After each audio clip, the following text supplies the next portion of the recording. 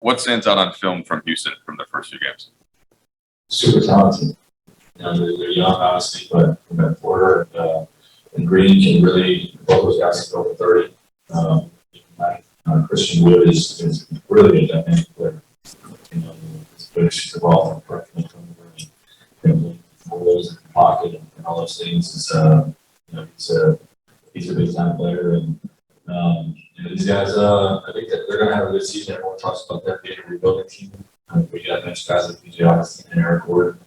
The same guys getting off the bench. Tyson, one player, and I think they have the ability to win some games this year. Everyone's sort of talking about them as a rebuilding team. So we'll have to play well.